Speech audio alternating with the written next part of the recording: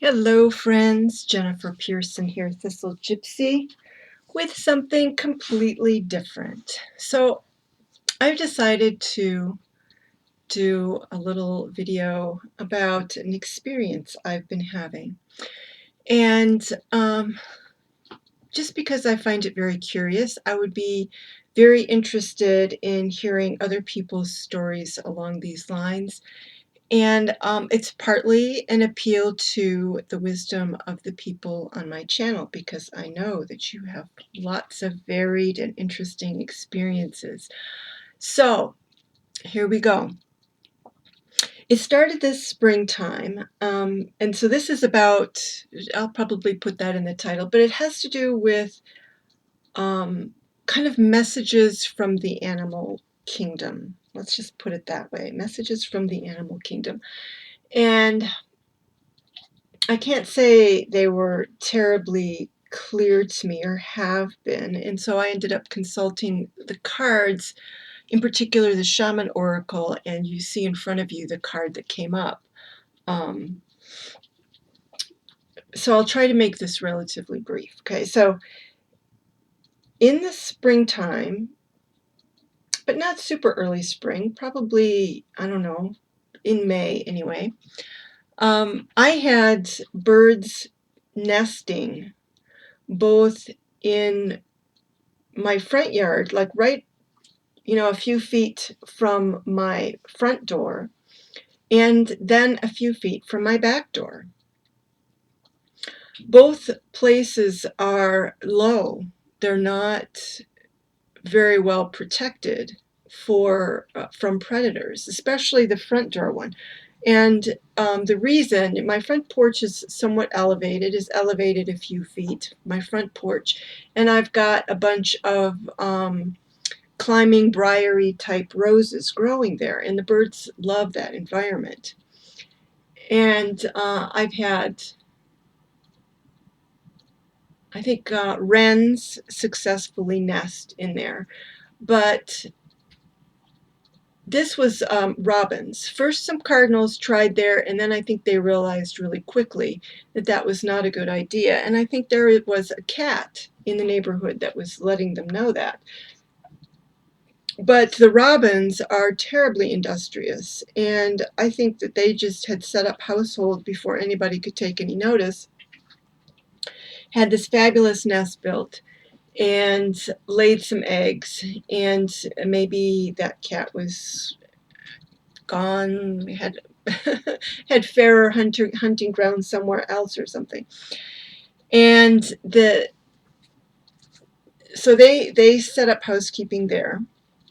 And so it's just, the nest is like waist high if you're at that on my porch. Very easy to look directly into it and hard not to leave the house without disturbing the mother robin on the nest. And so I decided to put a barrier. So I put a barrier up, and I attempted even over the top of the porch railing to put something up to prevent it being easy for cats to disturb them. Or, as it turns out, I will give you the spoiler, if you hadn't already figured it out, that once the babies were born and started peeping, that was the end of that. The cat found a way. I assume it was a cat.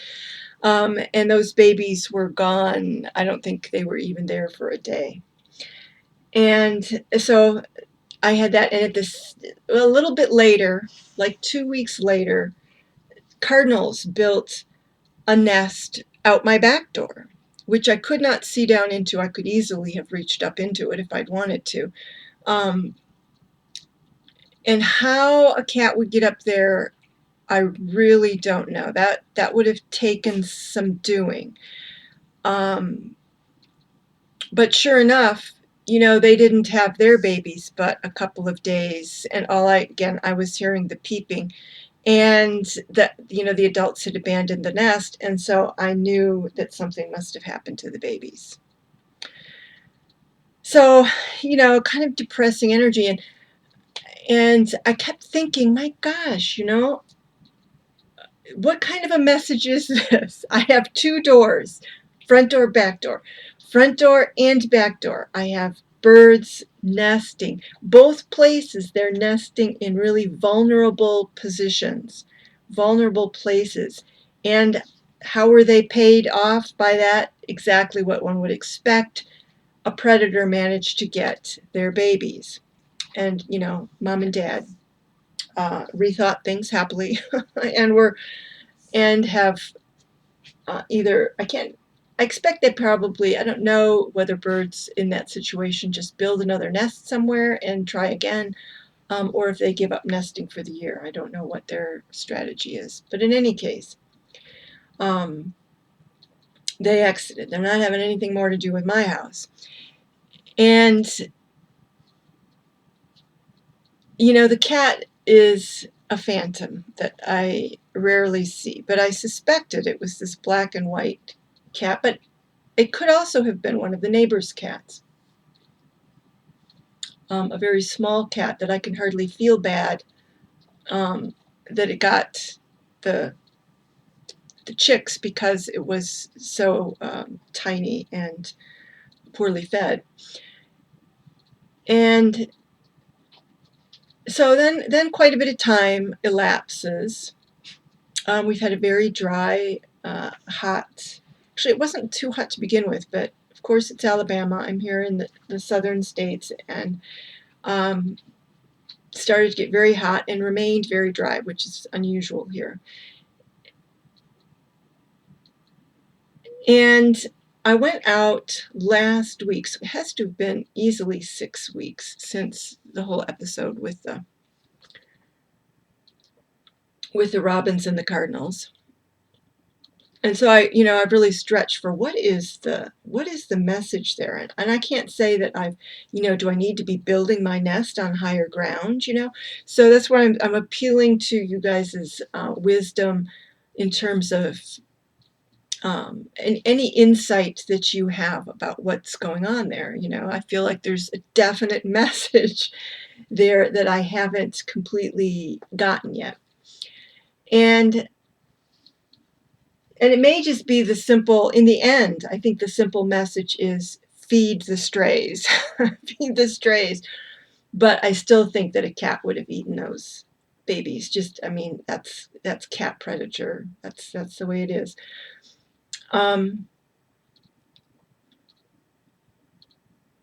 Okay, so then last week, I went out to my car. I think it was, all right, so not last week, but the week before last now.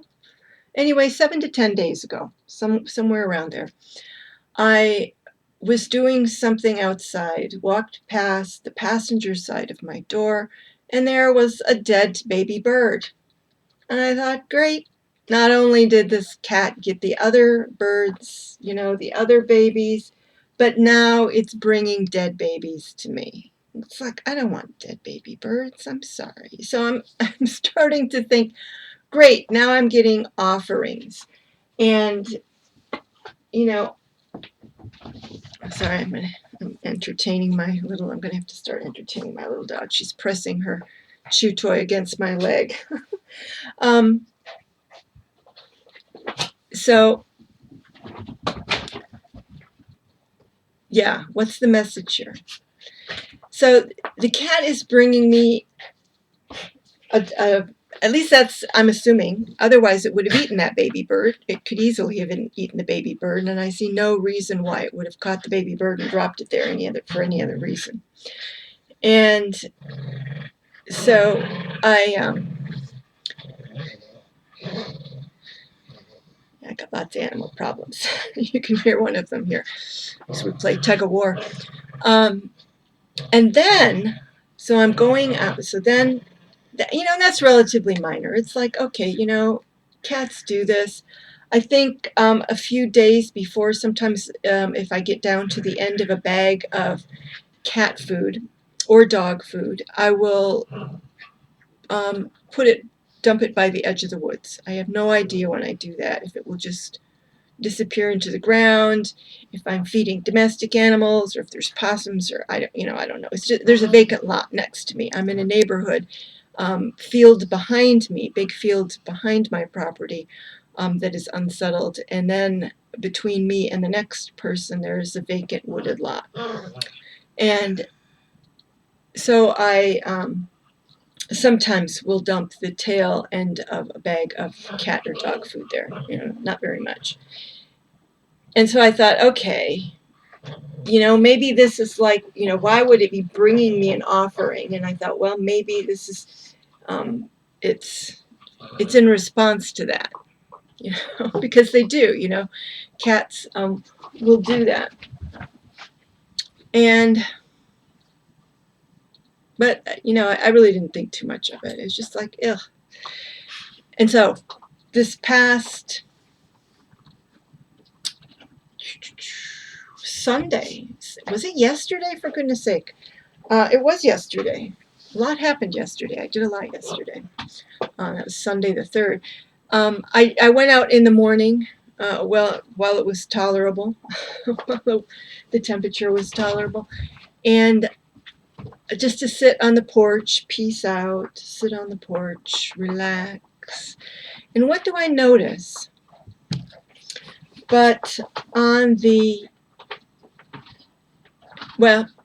ground at the foot of the steps from my porch is a dead rabbit. A dead rabbit. A dead adult rabbit. Not super huge, but definitely an adult rabbit. And I didn't think cats could kill adult rabbits. But again, unless the rabbit was hit by a car and then the cat brought it to me, which would be an interesting scenario. Maybe the cat is saying, "Hey, could you cook this up for me?" In any case, it was getting to me. I was feeling like, you know what? Death is all around me. I'm just surrounded by death. And, little baby birds try to, come to life. Those robin eggs are so strikingly blue and beautiful. And, and we just, especially I'm an older person, that beginning of life is so precious. And then I have cats that are not my cats. I do have 2 cats that are house cats, and they sometimes, although rarely, in the past couple of years, will go out in a fenced area that I have. High fence, so they don't get out. And so, and I have financial limitations. And so in the past, at times, I've set out traps for strays, taken them to the vet, who offers extremely reasonable price for spaying and neutering them, and then either take them to somebody who has a barn or re-release them here. Actually, I don't think I've ever directly re-released them here. I have always found somebody who will take them afterwards. But it's still money, and it's still quite a bit of time and risk involved in the whole process. When I have other critters that have serious needs here with my 2 older dogs. So I, and I thought this cat might belong to someone, and I rarely saw it, this black and white cat. However, when that baby bird was there, the black and white cat was on the edge of the woods, sitting there on the edge of the woods. Now, initially, when I saw the rabbit, I did not see that black and white cat. But I think I came in and just was like, oh my God, what am I going to do with this dead rabbit? I just can't. And then I regrouped and I went out just actually to sit instead. I thought I do need some time just to sit out on the porch in any case, without taking care of the dead rabbit immediately. I'm just going to let it be there. And lo and behold, there was the dead cat, or not the dead cat, no. There was the cat on the edge of the woods. Just sitting there. This time, I decided to go up and just see if it was at all tame. I had no idea. I didn't know if it, I had never, I'd always seen it sort of in passing, and certainly had never attempted any sort of socialization with it. And so I just crouched down a fair distance from it in my lawn area and just kind of beckoned it in ways that you beckon kitties, and it looked at me, decided I was harmless, and folded its paws underneath it and just sat there and watching the entertaining human trying to be friendly. And so I let it be, and I disposed of the rabbit. And when I did that, which I just tossed the rabbit into the vacant lot area and to die, and well, it was already very dead, and let it decay. And that scared the cat off. And at that point, the logical part of my mind was just saying, the cat needs to be dealt with. The cat, I need to dealt with in the sense of I need to feed it at this point. It could be that it's just getting really low on food right now. Tried to kill. I mean, I suppose I can see a cat killing a rabbit, but how a cat's going to eat a rabbit is another thing. But so, in any case, when I went to the grocery store later that day, I did get some cat food, and we'll go from here. But I still felt like, what is the message here? What is the message here? And so I went to the shaman oracle card, and still, I was still at that point, even though the logical part of me was going, okay, gosh, I need to feed the cat. I'll feed the cat. But I was thinking, help me, because it just felt, the whole episode, everything felt so negative. And so, finding a dead rabbit, I was so happy to see the rabbits. I guess I should give you this backstory, even though I'm rambling on now. Backstory is I used to have rabbits regularly on my lawn. Very cheerful thing to have rabbits. Usually just at dusk, I'd drive in. I teach an evening class. I would drive in, and the rabbits would be scattering away. A few years ago, probably at least 3 years ago now, maybe even 4, some people had the idea that they were going to develop this field that I told you about back behind my property. And there used to be quite a bit of trees, really wonderful old growth trees back there, but also a junkyard and other things. So they cleared all of these wonderful trees out. It wasn't even a lot of it. It was still a meadow, but it had an edge of old trees that had an area of forest that had a population in it of a variety of animals. And so during this bulldozing and ripping up these old trees and burning them, oh my gosh, the destruction was incredible. And in the end, they didn't do what they were going to do. They didn't get the money, and so they ripped it up for no good reason. I used to have butterflies galore. Now, hardly any butterflies. And the same thing, rabbits pretty much gone. I can't remember what else. If there was something else that disappeared. I think I used to hear the occasional fox, and no more of that. So the fact that the rabbits were coming back was just heartwarming to me, that we were having, I guess it was the squirrels. Hardly any squirrels. Our squirrels were wiped out.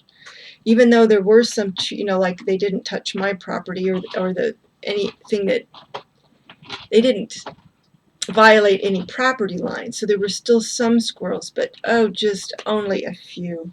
Only a few. The trees were not full of squirrels like they used to be. And So yeah, the rabbits coming back was a heartwarming thing. And so then to have my one bunny that I had seen like a couple of weeks prior, I thought, oh, a bunny rabbit, how cool. The bunnies are coming back. And then to have it delivered dead to my doorstep. It was like, no, what's going on here? So again, I decided to consult the cards. Um, and it's really was eye-opening in terms of perspective. So what is this? And I'm going to have, well, considering how long I'm going on here, I'll make a second video on another shaman oracle card that I pulled for a completely different reason. All right, so I went to the shaman oracle and I said, it was pretty much like, what's going on? What is going on? Give me some perspective on this. And then I had to laugh because this is a card with a dead animal on it. I'm like, what? It's like beating me up, beating me up. And it's called Hunter of Abundance, Hunter of Abundance. And so this really required a shift of perspective for me. Because it shifted the perspective not on the victims, but on the hunter. And my folks had not been on the hunter, who for the most part was very invisible to me, and who, in one instance with the baby, with the robin's nest, I was actively trying to block. Hunter of Abundance. Okay, so it could be that wherever there's abundance, he's going to kill it. I don't know. But I take this actually as a positive message. And so I'm going to read this. The voice, as I always do with the shaman oracle cards, the voice. I am the hunter of abundance. Wherever I go, I forage for the richest store of good things, the utmost beauty that will encourage stability, the utmost bounty that will encourage stability, strength, growth, and comfort within you. When I find these things, I bring them home to bestow upon you who have asked me to seek them out. My presence on your journey represents a fulfillment of purpose and overflowing of fruitfulness and riches of spirit, heart, and mind. So, it's the provider role. Now, I have been taking, and I can't remember if I have any good reason to think this, I've been taking this cat to be a male. And I guess in part because I haven't seen any kittens. And by now, if it's an adult cat, it would have had kittens probably about 3 times over. People around here don't neuter and spay their animals. That's why I end up with that job. And so I don't know the status of this animal. It could just be feeding itself and has finally gotten to a point where it's having some difficulty. I don't know. But it did make me stop and think about accepting the hunter, accepting that male energy. So I take this to be a male cat, accepting that male energy, that hunter, bounty focused, kill it because you don't know if you'll have an opportunity tomorrow kind of energy, and maybe I need that. Maybe this has been with the robins and the cardinals nesting there, and when the opportunity came, that cat ate the tender young things. It was, they were practically offered on a plate to him, and he took them. And I actually tend not to focus on bringing in the hunt. So I just think that this was a reminder to honor the hunter, to honor the hunter, respect the hunter.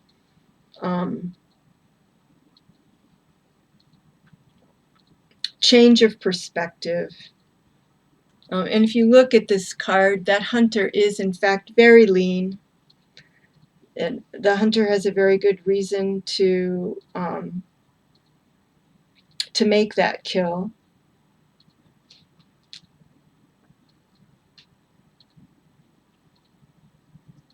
And so I need to start thinking in those terms, I think. And I'm going to read you the rest of this, and then I'm going to let you go. And again, anybody who has other stories, similar stories, hunter stories, anything that this triggers, feel free to leave your story in the comments below, and or shoot me an email. Either way. So here's what it says. Abundance means wealth in all its forms. The ability to provide for family, tribe, or nation can come at a high price. But when the rewards are reaped, we rejoice. For our ancestors, it meant access to food, shelter, and warmth. Yet encounters with the hunter of abundance teach us that today abundance is not only sufficient provision for those in our care, but also another kind of plenty, that of creativity and emotional stability and a profound sense of spirit and love for all. It also means taking only enough for our needs rather than overconsumption. But I really think that this is the primal. I think this is speaking to me of primal need, the need for, in this particular situation, in a very a drought situation, to honor the hunter, needs to do this, honor the needs of others, and to help out. Do I have a lot of extra money? No. Can I buy some cheap cat food to feed what appears to be only one cat? And believe me, I had one time when I started feeding on my porch, and I ended up with 5 cats. So, which can be difficult. But if it's one guy, I will honor the hunter. I will feed him. Maybe he will hunt less as a result of feeding him. But also, thank you for the message, and that maybe I need to be my own hunter of abundance and pay more attention to grabbing the gifts that are laid before me. Alrighty, thanks everybody for hanging out and listening, and for leaving any comments. Share your stories. Thanks. Bye-bye.